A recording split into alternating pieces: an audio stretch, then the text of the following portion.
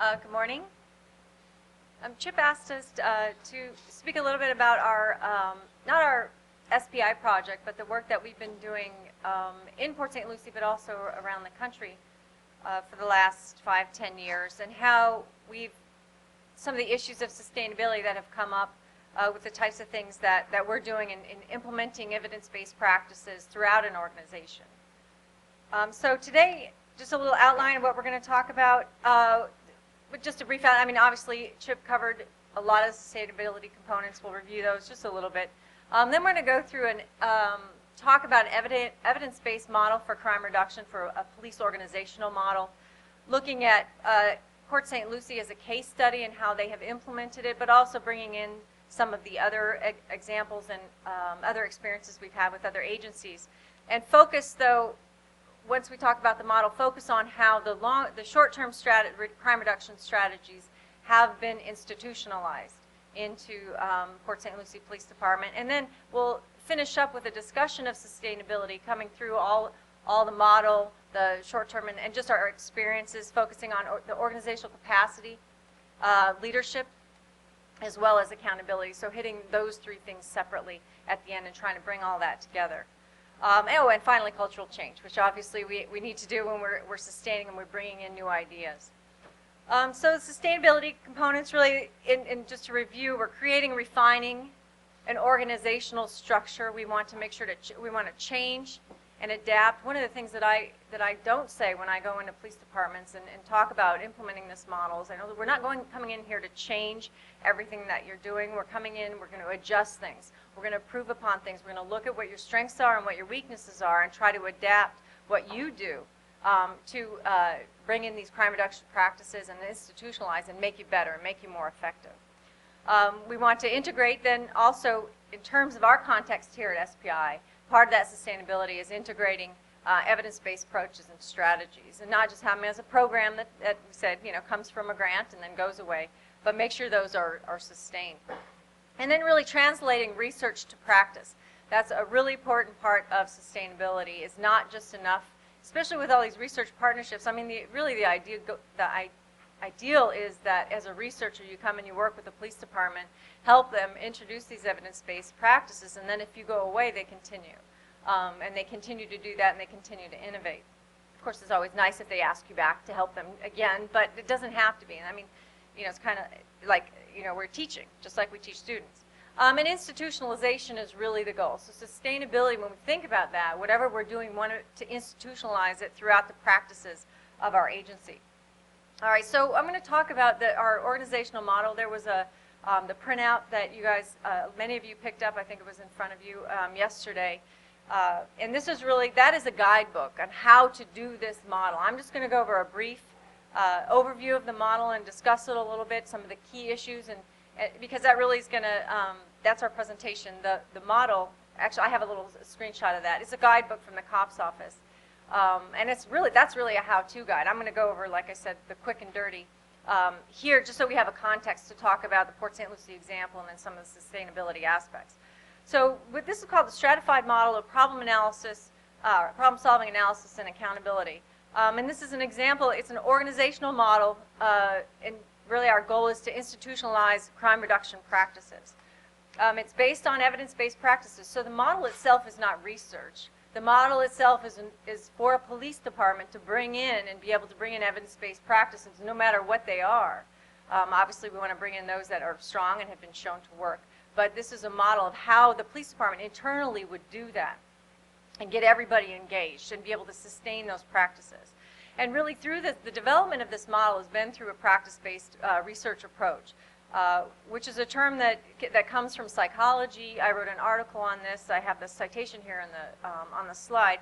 And that's really the translational part of things, where we have, there are people out there doing experiments and finding findings that work, but if you're doing an experiment that's a special project, how do we know that's going to work in real life and how in normal practices in every day? So practice-based research approach, which we could also call action research, is a little bit different because we're looking at the practices are implemented, or actually in evidence-based, and a lot of times in research, our practices are implemented just for the sake of research. And when that happens, it's not sustainable.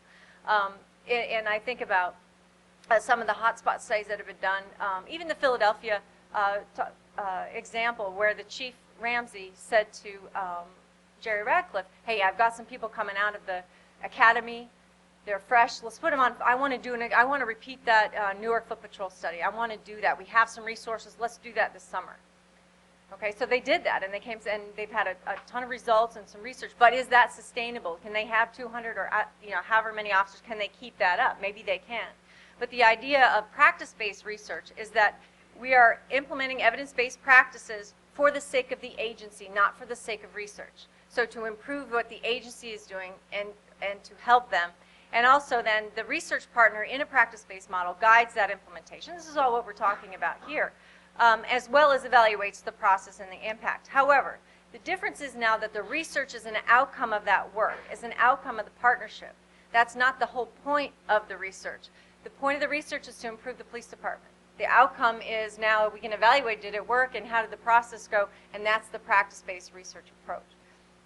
And I think that's an important distinction, and I think both types of research are important, absolutely important. But we can't just be doing things that we show to work, but then when we put it into context, it's not going to work, or it doesn't work across different types of police agencies as well. I mean, that's really the key to sustainability. So that's the article, the citation for the article below. And if you guys want a copy of it too, just let me know. I can send it to you. So in terms of the stratified model, and we discussed this a little bit yesterday, but PSLPD, we won the first ever IACP Law Enforcement Research Award in 2008 for this work. And talking to Dr. Charles Welford at Maryland, who's the chair of the committee, he said, Charles, there were 50 other folks, a lot of really good projects and good examples that applied. Why did we get it? And he said, it was really an example of taking the evidence-based practices and implementing in the police department. You guys really took the research, and so we were really very proud of that. And not just in Port St. Lucie. Now we've done that in other places. From those grants, because this all came out of 2 COPS grants that I brought to the Port St. Lucie Police Department in 2004 and then in 2007. And so you need deliverables, and the deliverable of those grants was the COPS guidebook that you guys have a copy of here. What it really details, and if you've read it through it's not just a quick read, and you may take a couple times, but there's step-by-step instructions on how to do the different aspects of the model. Like we said yesterday, the PSLPD, we're looking at expanding the model through the SPI funding into the offender-focused strategies. But also right now I've just started a project through the COPS funding. They have what are they called, microgrants. And so it's about $50,000 to pay, and they're going to implement the stratified model in Greensboro. Now none of that money goes to the police department. They're going to implement that model on their own. The money goes for me and a graduate assistant to guide them and do the practice-based research and write up the evaluation, help them do a plan. The police department itself has made the commitment to implement it. And the whole point of the model is that it's adapting what you currently have. You don't need all kinds of extra resources to do that. Now they do have crime analysis. There are other things that you may need. We also, and Kristen referred to this earlier, we've been working with the Governor's Office of Crime Control and Prevention for 5 years now, and on their CONSTAT on demand. And really this model, the stratified model, has been the core of our strategy there. And anybody interested in doing a statewide approach of institutionalizing or implementing something, let us know. We have a whole framework for how we're doing that. We're currently writing up an article in terms of that approach. It really doesn't matter what you implement at that point. We have certain things that we did with training and technical assistance and outreach. And then finally, we have other agencies that are currently implementing the model. I go around the country and do a lot of training and assistance. I'm working with the Palm Beach Sheriff's Office right now, Jupiter PD, Miami Gardens PD. I've gone to Dayton, Ohio a couple times, and they're working and implementing the model as well. So this is something we're really excited about, that we have a lot of different examples to bring in and talk about and see how the model, because it is a model. It's not, there's no recipe in exactly how to do it. It has to be adapted to whatever police department, whether it's Palm Beach County Sheriff's Office that's got thousands of police officers and deputies, to say St. Michael's, Maryland, which is 9 police officers.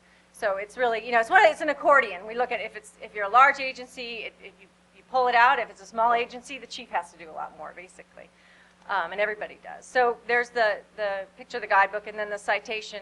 It's in your handout. The website is probably easier to just go to the COPS office library and put in the title, because that website's pretty ugly, but in terms of the link. All right, so the model is based on bringing together the evidence-based strategies and what works about the different police strategies. And that is in the standard model. The standard model is not something that we just throw out and we say, okay, you know, traditional policing sucks, so let's just move on and do something else.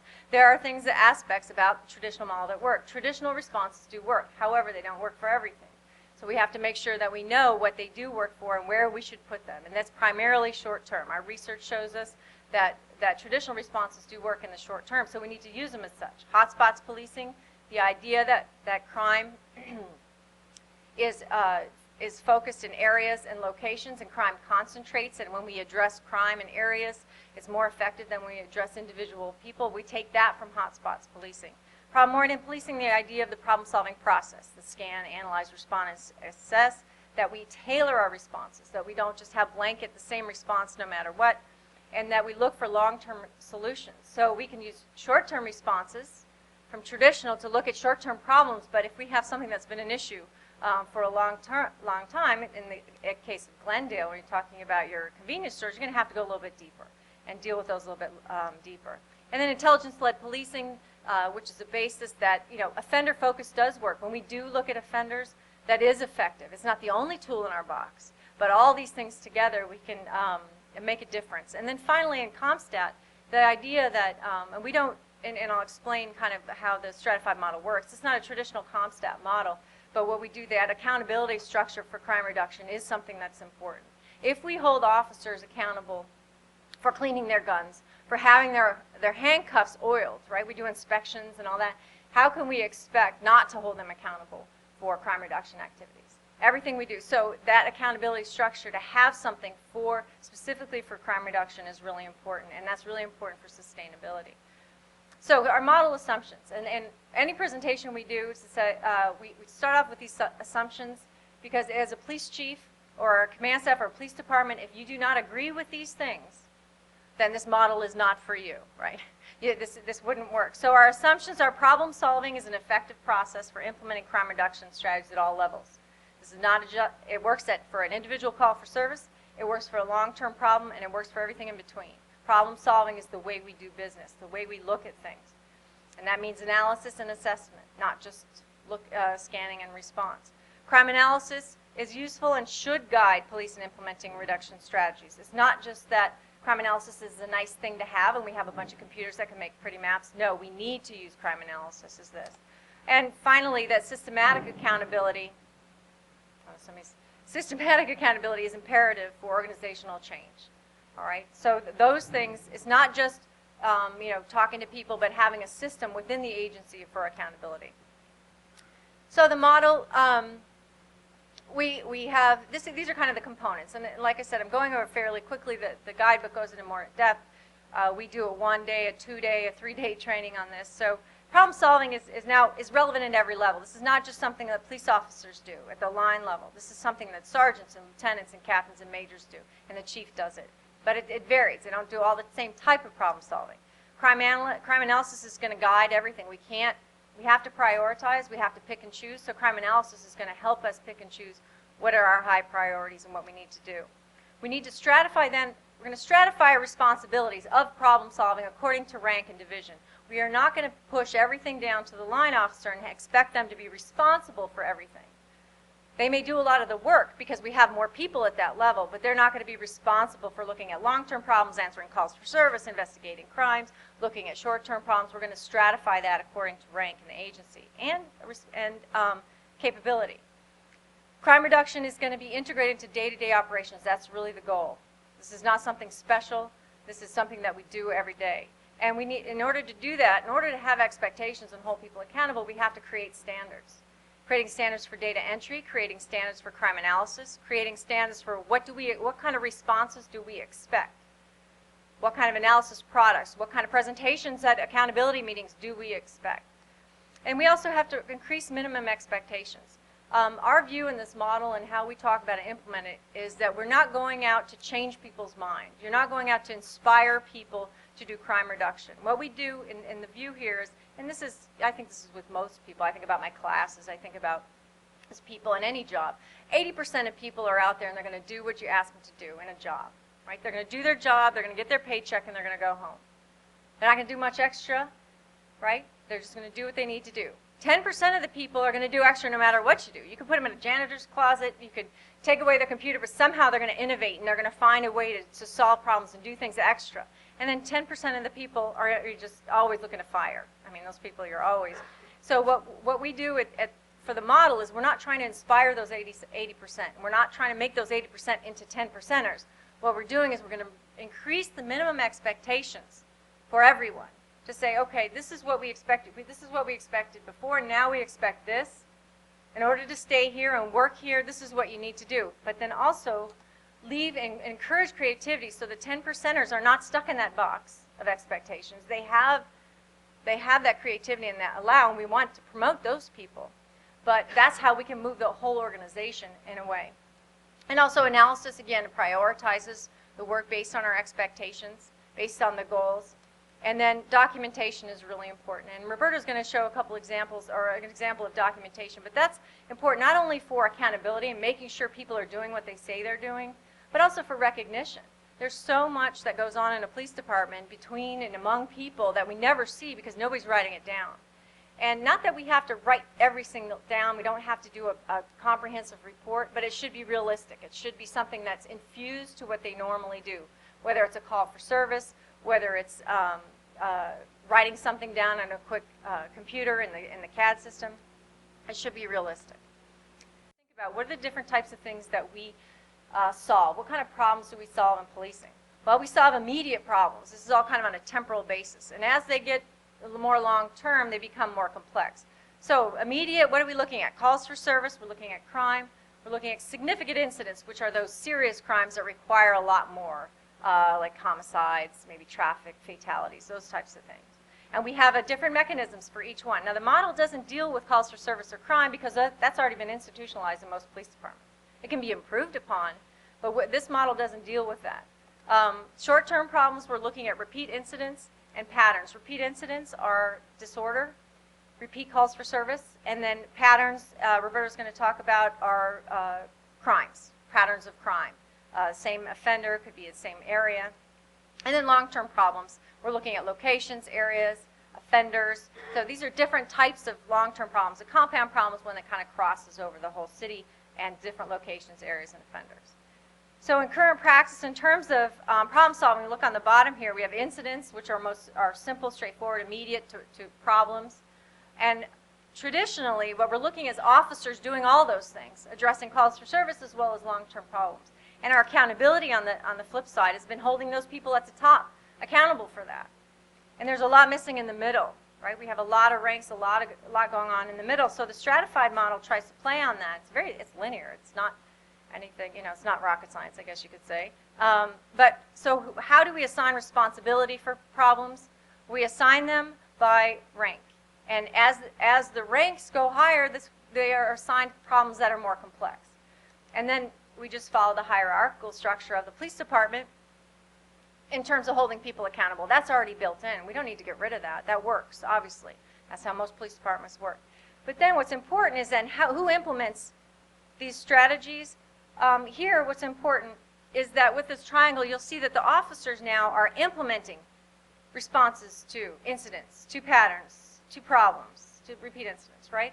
They're doing all that because we have the most officers, but they're not responsible for that. They're doing what their supervisors are telling them to do about those particular things, because the supervisors are being held accountable to make sure that the problem-solving process occurs in the model. So the stratified model, then, if we look at it just a little bit differently, officers are they're responsible for they're answering calls for service and crime, which takes up a lot of time and energy. First-line supervisors and shift supervisors, now again, we have a couple different things here because it's a model, and it depends on the size and the structure and the organizational chart of the agency of who's assigned to what.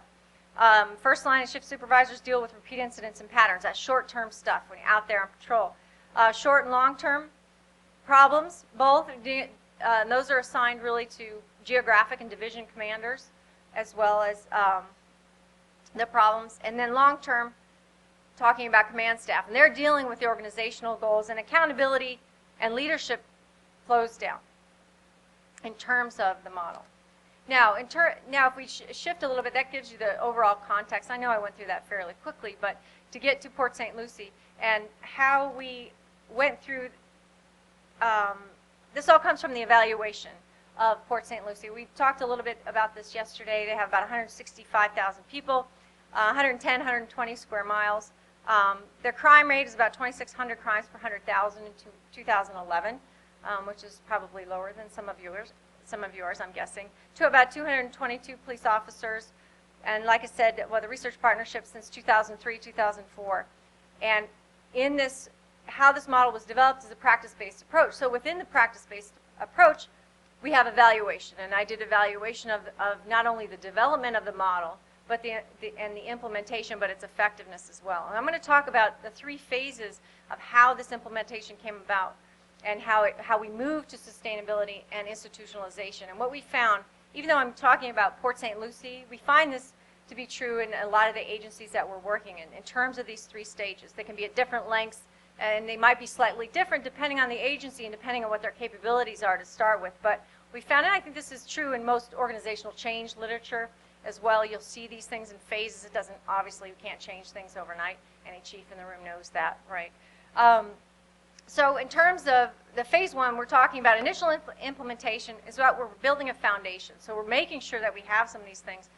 And in Port St. Lucie in particular, and we do this in most agencies too, we do that initial training of what the heck is the stratified model and what are we doing. It's important that that training is tailored to that agency with their products that they need and those types of things so that the personnel are seeing things that are familiar to them. We also improve and have to make sure that the data and the technology capacity are there. I've worked with agencies that they didn't have an RMS. They're writing their police reports on paper, and that was a challenge, right? To do some of this stuff, to have analysis, we have to figure that out, how that's going to be solved first. If the agency is fairly small, it may be an easy fix. But if it's a big one, it's not so easy, and these things have to be dealt with. And also to improve, in Port St. Lucie in particular, we had to improve that crime analysis capacity in the beginning. So I'm going to talk a little bit, too, about the role of leadership. And this comes from an article that we recently have published in a policing journal where we took and took out of this evaluation report all the leadership aspects. So I wanted to hit those because I think they're particularly important, and Roberto will talk about the overall leadership at the end. But one of the things I think that was important in this initial implementation phase for Port St. Lucie and others is that aware of external research and practice, having that capability of knowing outside the agency. The chief was talking from East Palo Alto was talking about that, having that awareness. And to recognize the need to improve. Some police departments out there say, hey, we're good, we're fine. We don't need to do anything. If that's the case, this model's not going to work for you. It's hard to make changes in an agency like that. To be able to partner with a researcher and see that's important, not only to see it's important, but actually have a researcher that you can work with. That was one of the things we were talking about yesterday. There's not a lot of us out there, unfortunately. A lot more police departments than researchers. And then I think was important here that changes to the organizational structure were not made before this foundation and some of these capacities were built. If you go and you tell officers and sergeants and lieutenants, hey, tomorrow you're going to have to go to this meeting and you're going to have to do all this stuff and change a little bit of what you're doing, but you don't have the analysis ready yet, and then it takes another 3, 4, 5 months, they're saying, hey, what happened? Well, maybe it's just going to go away. So it's important to have these capacities built, not to make too much change too quickly. And then also to appoint key personnel to key positions. This is where you want to talk about champions here and there, but we want, in terms of having maybe a committee to start the implementation, or make sure having a midnight sergeant, picking them out and making sure that they're really in a key position. Now, this intermediate implementation, this is kind of the next phase. And this is a transitional period. So you've started things, you've built capacity, and we're starting to implement things. So we're going to do things at a small scale, and LA is a perfect example where you take what you're doing and you're putting it in one district and you're seeing if it works. And we want to get in to implement the model too. When we go to agencies, we look in particular for places to be successful fairly quickly. We're not going to pick a huge long-term problem, and that's what we're going to talk about some of the short-term stuff here to get those quick successes so that other folks start to buy in. And then obviously we're going to continue that training because one time isn't enough. We want it becomes part of the institution, part of their in-service, and then make sure that crime analysis is now systematized. In Port St. Lucie, I did the crime analysis in the first phase because they didn't have analysts. In the second phase, we had crime analysts, then we started to systematize it and get some rules and methodologies down. The role of leadership here is really important in this transitional period, having a consistent message from the chief and the command staff as well. But also having that mid-manager champion focus on operations. In Port St. Lucie, you could probably guess who that mid-manager was there. But it's also in other agencies we see that. Sometimes it could be even an assistant chief, it could be a sergeant, it could be a lieutenant, but there has to be some champion who really truly understands what we're trying to do and then can kind of feed out from there. This is, again, the transitional period. We're not into institutionalization yet. But you will see, and we've seen this in almost every police department we've worked with, is that pushback. And the pushback doesn't come from line-level officers.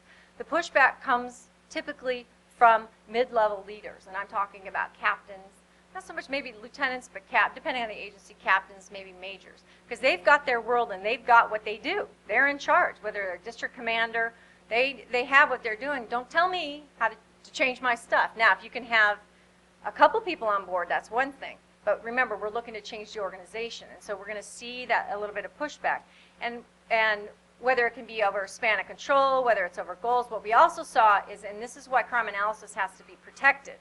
And this is, in my other life as a crime analysis person, I recommend that the crime analysis unit is under an accountability neutral place, which means not in patrol and not in criminal investigations, because crime analysts, when you start holding people accountable for crime analysis, they become very vulnerable to the whims of these mid-level managers who are trying to push back. We've even experienced where we had a captain come in with one of the crime bulletins, and he picked apart that bulletin and said, well, this crime, he looked up the police reports and read all the narratives and said, this isn't really a pattern because this one was this and this one was over here. And why did he do that? Because he didn't want to be held accountable for responding to that and have his folks responding to it. So we see a lot of pushback from crime analysts at that level, but also in the beginning for the cultural change. And what we saw as well is literally this. So we started talking about hot spots and hot patterns, and the crime analyst started putting it out, and a detective literally took this off the web and put a hot pocket thing, changed it, and they were calling it hot pockets, instead of taking it seriously. If you went to Port St. Lucie right now, everybody would know what a hot spot was, and there would be no joke about it. But during this transitional period, it was a little bit of a joke, and it took getting over that to get to that institutionalization. Right? You know how cops are. This was up in somebody's little cubicle, and I think it was criminal investigations, right? He had that down right away. So we see some of that pushback not only at the upper levels, but at the lower level, and that's that transition. So what does it take to get over some of that pushback? Well, in terms of what is it? Well, first of all, what are we talking about with sustainability in terms of institutionalization? It becomes part of everyday practice. It's not something special. It's what we're doing. It's the culture. And importantly here, this is when accountability structure becomes sound. In that transitional period, this is when we whip everybody together and the accountability is there, it's consistent, and everybody's on board. They may not all like it, right? We have the 10%ers that may not like what's going on, but to stay in that job and to work at that agency, they have to keep up. And then we also want to see success. I think that's a big part of the institutionalization, is to see success in the program. In your crime reduction efforts at various levels. And this depends on the analysis. We may not just look at part one crime. We may have to drill down and be real specific about how we see success. And then the role of leadership here, and in particular in Port St. Lucie, it took extra intensity at that level. When we saw the difference between phase 2 and phase 3, there was a significant difference in the leadership.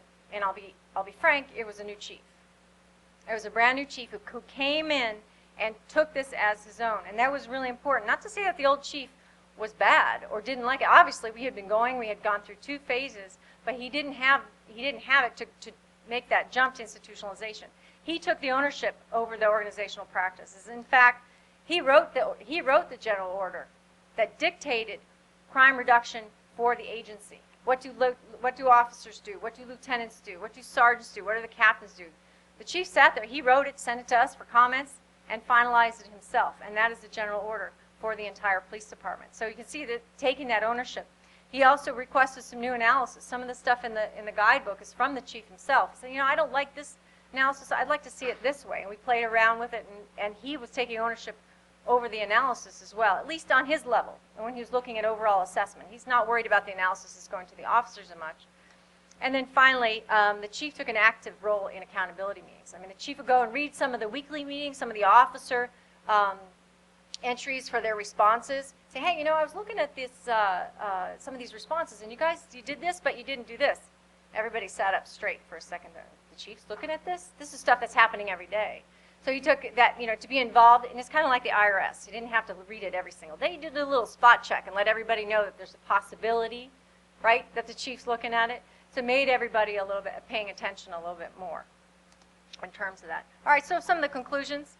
The research partnership in this case, and again, like I said, with Greensboro, North Carolina, I'm going to guide them in terms of implementing the model in these evidence-based practices. Leadership is a clear factor in overcoming the challenges especially. Crime reduction was success. That was important. If the crime reduction strategies that you're implementing don't work, you're not going to be able to change it. It's not going to be sustainable. I mean, that's obvious, but I think that's important to say. The grant funding, you know, we talk about not going from grant to grant, but I will say that grant funding is important, and I know we're talking about that too. And the aspect here is that external accountability, to say that the agency now becomes accountable to something else. I mean, we would like it to be the mayor and the community and all that, but sometimes they don't understand what's going on in the police department as much as they should. But that grant funding can sometimes bring us that external accountability of, no, we have to stay on track, we have to do these things. Actionable accountability or crime analysis is imperative. And Roberto's going to talk about realistic responses. But we can't ask the world from folks to respond to these types of things if we expect it to last and to get buy-in. So it must be realistic. And mechanisms for communication. Communication is very important throughout this whole process and sustainability. But we need to have, again, realistic mechanism for that. And then also crime reduction work. If we're changing our organization, we can't just have a specialized unit that's doing this. Then you're not changing the organization. You're just pushing it to a specific unit. And everybody else says, oh, we don't do that. They do that. And if you're changing your organization, no, we all do that. We all help each other do that. So just in terms of our evaluation, too, some of the perceptions of the personnel is that they felt like, even before I did the impact evaluation, interviewing the officers and sergeants, they felt like they were being more effective.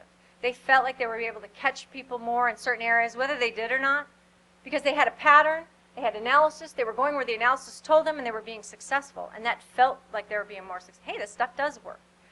And that was a perception, but important for changing that organization. And also, they felt like there was more accountability and it was more consistent. So it wasn't just them being held accountable, everybody was. And I think that was an important perception as well for that sustainability aspect. All right, I'm going to turn it over now to Roberto. Okay, so what I'm going to talk about is the institutionalization of short-term crime reduction. But prior to getting into that, I want to just emphasize something about the stratified model. When we go talk to officers, lieutenants, and sergeants and so forth, and especially when you talk to the officers and sergeants, when you talk about that, how important it is that the lieutenants are going to be involved, the captains are going to be involved in the problem-solving perspective of everything, they tend to listen a little bit more. They tend to say, oh, everything's not going to fall on me, the officer that has to respond to 9/11 calls. I mean, the sergeants are going to actually help out and play a role in this problem-solving process. Lieutenants are not just going to sit behind the desk. They're actually going to come out and help us and so forth. So that's the whole buy-in from the line-level officers, which is obviously extremely important to do.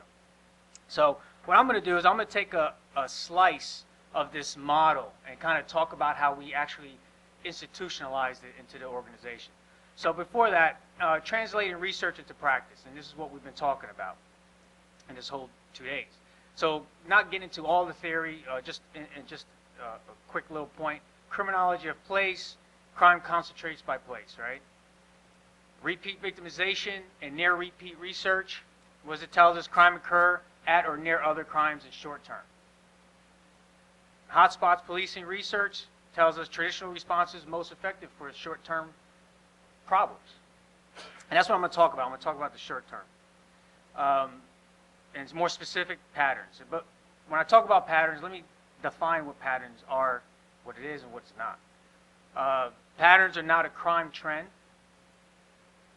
but a set of related crimes.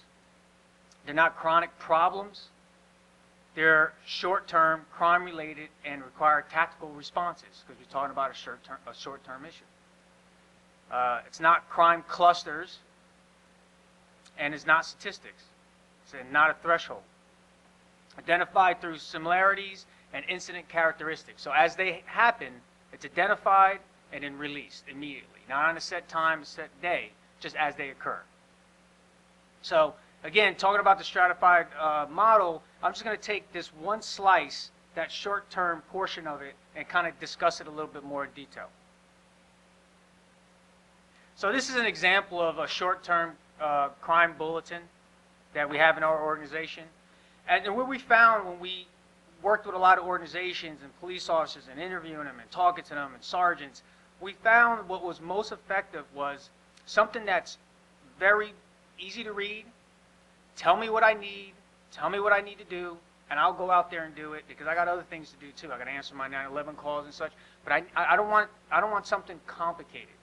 And that's what we found that worked the best. So how do we take all that I just talked about, criminology of place, near repeat, how do we take all that theory and translate that into actual practice where an officer could take it, a supervisor or lieutenant could take this information and actually do something today a little different than yesterday based on that analysis. So this is an example, just to point out that it's identified by bulletin number. And that's important because if there's additional crime in that particular location there, which we have set radius, it has to be within that radius. Again, because it's realistic. You can't have a radius of 3 mile radius. It's not realistic for a zone officer to go in there and do something. So we have set parameters because we feel that this is most reasonable and I could hold someone accountable and my expectation is realistic for them to go in there and do something with it. So that bulletin number is important because say if there was additional crime in there, it would be 2009-052A. So it immediately tells the lieutenant or supervisor, hey, well, I have an update. What's going on? We have additional crime happening in that area. Okay, also the arrow there point out, it identifies what you're dealing with. A little bit of information about the bulletin itself. And these are known offenders. See, again, we incorporated this. So these are known offenders that we know live in or real close to that radius area because, again, we talk about theory about what offenders tend to commit crime where they live, right? So we incorporate that as well, and they're held accountable to respond to this particular situation. Again, this is a little bit more information about each incident that's inside the bulletin and inside the pattern area. Okay, so why are we doing this? Because evidence-based, we're translating it into practice. So basically, what research has told us is that, and this is dealing with theft from vehicle specifically, but something similar to residential burglary as well. It works this way too. So what they found was that near repeats, 40% of another incident happening to the one that just happened in a real close proximity happens within about 14 days, right? So how do you put that into practice? Well, this is what research tells us, and then what do you do about it? So what we propose is this, right? What I just talked about with the bulletin. As the bulletin occurs, as there's a crime, and there's another crime, and the analyst quickly identifies that, the analyst releases that to the officer. And we have laptops in our police department, so they could just pull this up, and I'll explain a little bit more than that. So the bulletin is published. So the response is immediate, and we emphasize that in our organization. It's institutionalized. When dispatch calls an officer to respond, it's boom, they respond. There's no thinking behind it. They just start heading to that location. Same thing with these bulletins. That's what we want to institutionalize. As soon as the bulletin happens, there's an immediate response. There are things that need to start to happen today. Not a week from now, it needs to start happening. So the goal is this, right? We stop related crimes, that we slow it down, basically. And I like to use an analogy with this particular thing. And I'll use a cold analogy. We all have colds in our lives, and we'll continue to have colds. There hasn't been a cure for colds. And no matter how much research has been to try to cure a cold, we can't do it. Same thing like crime. I mean, I don't know how much research there's no research that we're going to produce that's going to eliminate crime. But there has been some good research on colds that zinc actually slows it down. So you don't have this duration. Instead of having a 2-week cold, it'll go down, I think they said about 7 days. It'll reduce it if you do it immediately. As soon as the cold starts, you start taking this particular medicine, and it reduces the duration and intensity of the cold. I use that analogy, the same thing with this. If we could respond quickly and respond appropriately, you're not going to stop all the crime, but you're going to slow it down. And the duration of that crime is not going to be as long. So that's the goal. And to back that up a little bit, and the only reason why I bring this up is because there is some validity to what I'm talking about. I'm in my last chapter of my dissertation, and I'm real happy with the analysis portion of it, because what I did was my dissertation is on, it does this work, responding to patterns. So I looked back 5 years, and we did a good job capturing all our responses, and I'll get into that a little bit. But in a nutshell, what I found was in an analysis chapter is that it was significant reduction, and I'm extremely excited, but hopefully you guys will hear more about that later on in the future. So, so it looks promising, and we're real happy about that. So evidence-based responses. Traditional responses most effective in short term. Directed patrol, field interviews, known offenders, contacts, traffic stops. That's all traditional policing, which works. You just got to know when to use it, when to apply it. Sometimes organizations apply it when it's not appropriate. They try to apply this for long-term problems, and it's probably not most effective to do so. Focused crime prevention responses, most effective. So you contact potential victims, reverse 911, sanitize pattern bulletins, volunteers, media. These are the responses we do in our particular bulletins. So they do directed patrol, field interviews, contact the known offenders, and we also do a crime prevention angle on it, which is contacting potential victims, releasing sanitized versions of the bulletin to the citizens. We actually have volunteers that go out and actually distribute the information. So I like using analogies. This is another analogy. I call it a beehive analogy. I actually wrote an article on this. So essentially, kind of putting this all together, and this is how it works in our organization. And this is what I say to most organizations to kind of think about this, because most organizations in the United States is not an LAPD, right? Obviously, they consider it a large agency, about 100 sworn. It's considered a large agency in the United States. So we don't have, a lot of agencies don't have specialized units or can take 30 people from one area and just saturate another area. So it requires a institutionalization process that forces everyone, and accountability, I'll talk a little bit about that everyone contributes. And if everyone contributes a little bit and it's organized, the end result is a lot of resources in a particular area that you need to put in there, right? And again, it needs to be institutionalized so everybody's doing their role rather quickly. So I like to use this analogy. Now don't make fun of it because it took me a long time to do this. Here's my little guy. This is the bad guy. And the one thing about a beehive, we all know, and if you don't know, we'll talk about it, don't mess around with a beehive, right? The response is immediate. They come out with full force, and it hurts.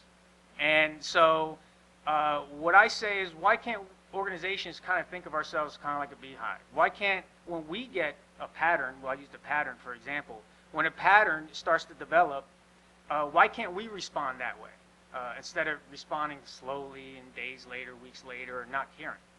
So this is essentially what I'm talking about. Here's a little guy throws a little ball. If the beehive reacted this way, where 2 little bees come out, maybe I'll go up there and mess with a beehive if I'm bored. Or especially if they come a couple of days later, beehive's not threatening, who cares? But that's not the way it works, and we all know that. And so more or less this is the way they respond, and then you have the reaction of this bad guy running away. And what I propose is that criminal investigations has a role. In our organization, they're the ones that are mostly tasked to go try to talk to repeat offenders. Crime prevention has a role. They do the reverse 911. They contact the volunteers, get that stuff in motion. Patrol has their role. They do directed patrol, FI cards, and so forth. And public information officer, he actually has a role, and sometimes he'll do a media release, sanitized bulletins released. So everybody has this role, and then hopefully this is what you get, right? The bad guy runs away. So that's my analogy. Okay, let's talk about accountability. And I think sometimes that's not talked about enough, to be honest with you. And we are all from an organization, police organization. And I would probably say that if you don't have accountability mechanisms in your organization, maybe I'm out on a limb here, I would say you're probably not as effective and efficient as you probably should be. So let's talk about accountability. That's real important, and a lot of times, that's kind of, sometimes it's like, I don't know, it seems like a bad word sometimes, because we're all supposed to be out there and thinking and researchy and thinking about these all innovative things. That's great. But you got to have accountability in organizations to function and to get this stuff institutionalized. So what we do in our organization, and this was a big discussion in the beginning, who's going to be responsible for this unit of analysis, this crime pattern? CID should be, everybody's saying who should be responsible for it. Road Patrol doesn't want to be responsible, they're too busy. CID, they're specialized, kind of, they should do it.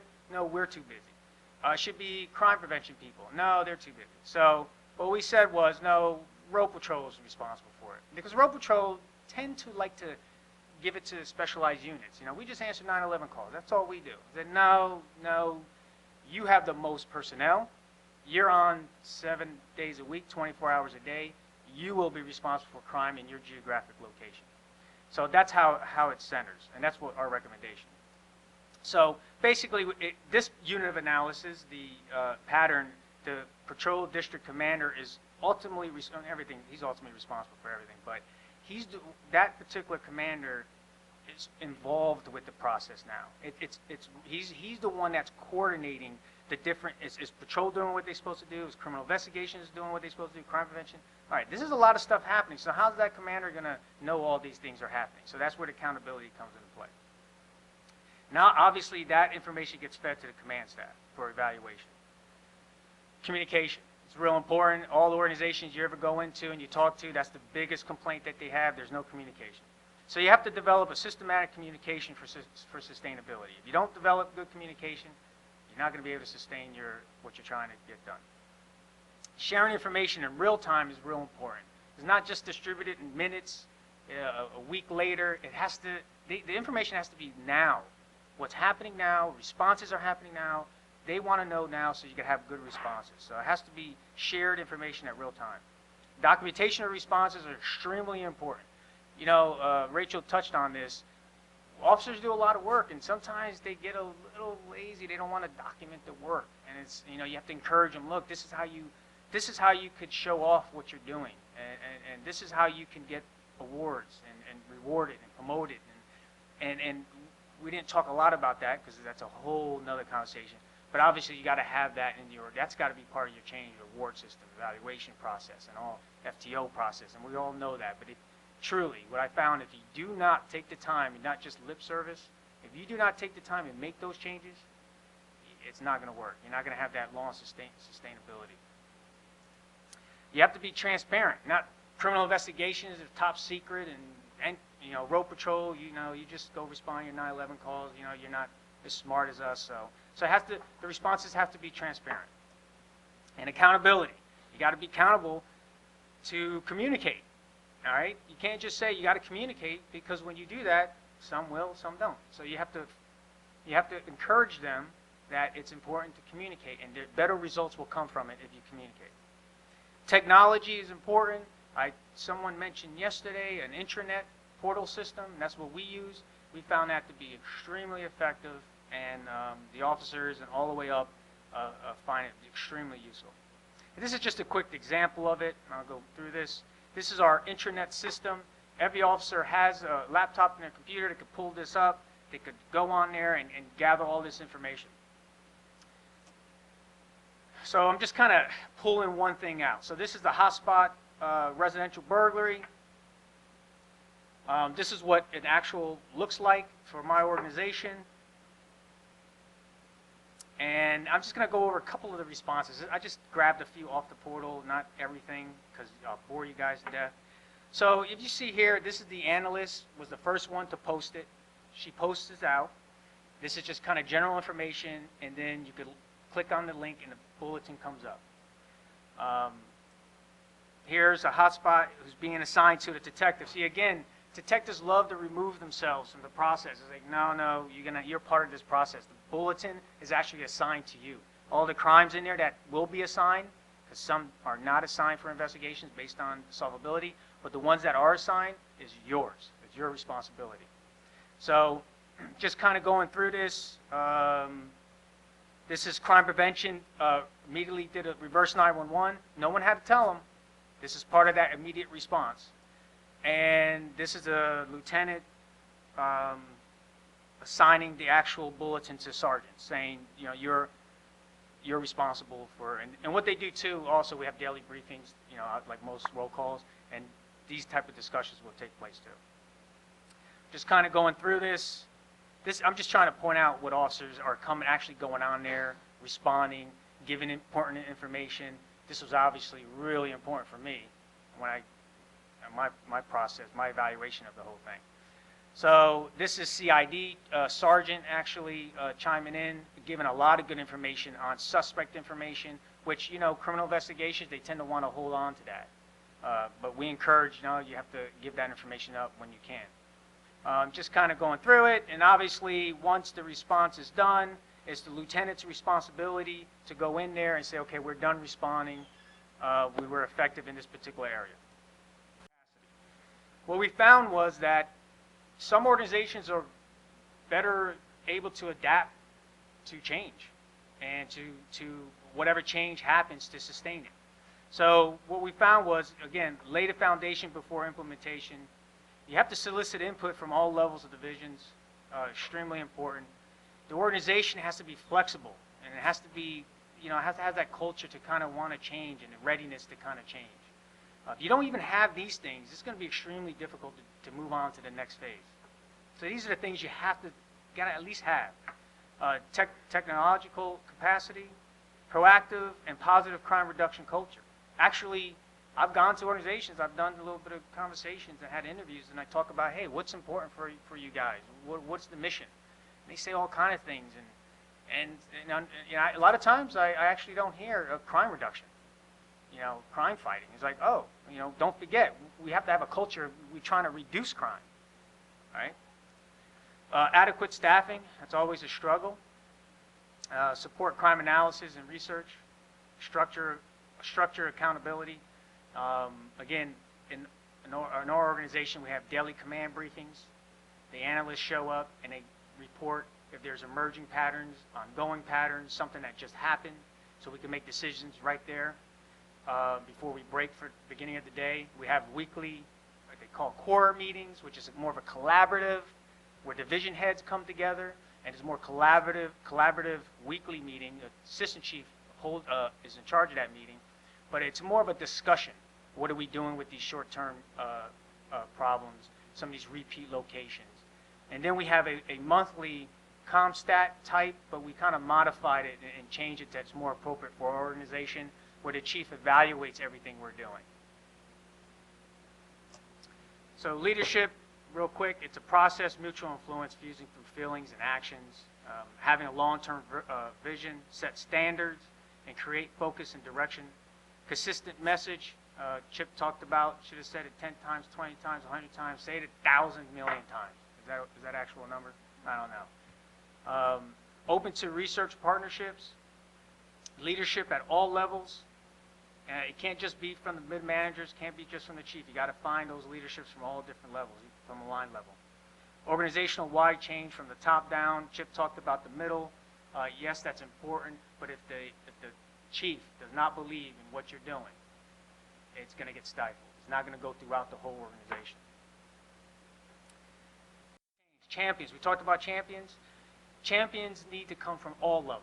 You have to have it from the line level, sergeant level, lieutenant, all different, how your ranks structure in the organization. You have to have champions at all levels, because that's how it spreads. I find it fascinating what you guys are doing actually with this survey. And I was talking a little bit, we have a union, which is pretty strong. So we kind of know who our players are. The union reps, they usually are the ones you want to grab and pull into your fold because you find that officers follow what they say. So it's a little easier for us, but I find it fascinating the work you guys are doing. I'm looking forward to the results on that. So you could try to pick your champions from each one when you try to make your culture change from each layer of the organization. Continuous training of personnel. This has to be, we do it in service. So every year they'll hear the same thing over and over. For new officers coming in, they have an orientation. They hear the same stuff over and over. So you got to keep repeating it over and over. Let them know this is not going away. This is not just an idea I heard at a conference or read in a magazine. This is the way of doing business. So they have to believe you. Small-scaled implementation to show success quickly, to obtain buy-in. Rachel talked about that. Internal accountability sets expectation and ensures compliance. Compliance over time leads to change in culture. I believe that. With accountability, you get compliance. With compliance over time, then the change of the culture will change. And real quick, this happened just about a year ago. We went to a squad-based system. Are you guys familiar with it? One sergeant, they have their own squad they work with all the time. And the reason why, one of the main reasons why that was developed is because of the accountability that we were having pushing down. Actually, the officers and sergeants were saying, well, you know, it'll be easier if we were together. We worked together all the time. And they actually pushed a little bit of that change with the union, and then we incorporated organizational change that we went to a squad-based system, which I find with what we're talking about today worked a lot better. And you can hold people accountable for more realistic expectations, and things just work. They feel like they're part of the process. They're in their same group all the time. They don't want to let their fellow officers down. That type of things start to happen. Status quo will not prevail unless change is consistently demanded. People want to tend to roll back to what they're used to if you don't keep pushing. And that's it. Any questions?